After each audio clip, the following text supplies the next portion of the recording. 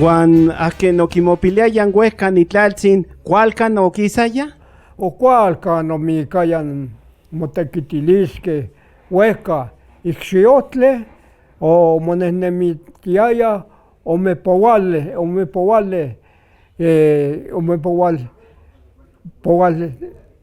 tunal tekitl omikaya omopauetzitiaya matika mexicatiue uan ompa omopeueitiaya almazatl neneuctun oyaya iman ixquich neuctli oyaya nouian nochi mantli tlacotenco oquimihchiquiya metoto. Tlasojkamati axan matikmokakitikan nokni tlan okuache tetlahtlanis. Pues tlin mach onka tikmotlahtlaniliskej nan roquetzi.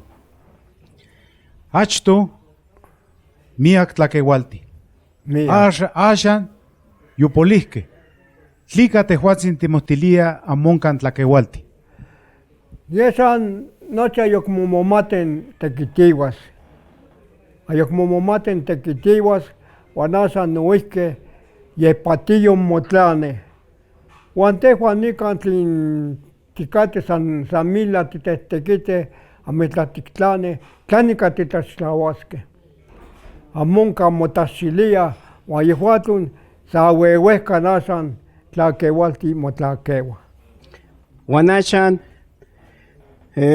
tlaompano, tlikan axan ayokmokintukan tlaltin, tlikan san ompa uehuetztoken, tlikan xitichmo tlaompano, tlan itechmochiua. Yeka ayokmo motukan tlalti yotitlatzihkakiskeh uan axan tlin yenkuik tlakatl youehkuepahkeh telpokameh, siuameh, ichpokameh noihkeh noyeka noyekitlatziuilian itlah ayisqueh uan acmo quinequeh tequitisqueh mila.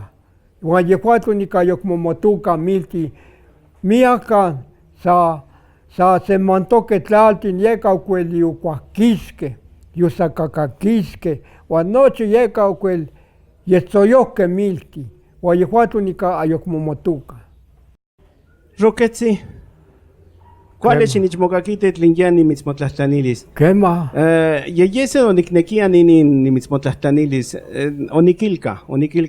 Uan kuako omotukayan tlaltin, otimokakiteh o kuak yepeuayan ixkuan inin tlaole, otikimokakiteh tlakatzitzintin tokultzitziuan kuak inin opeuayan inin kuikatl, kuak oyayan techelumahmautisqueh uan omokakiyan inin yuasiko tukistle, xiktukakan miltzintzin, amo kiaue miltzintzin, tlapetlane, tlakuepune yekiaues, tusankualo tlaole, xikximina miltzintzin, techelul, amo xikuankuano tlatlaol, onkan kualas tlakatzintle mitzon tlatlakuepunilis, mitzonana katamalus, oe.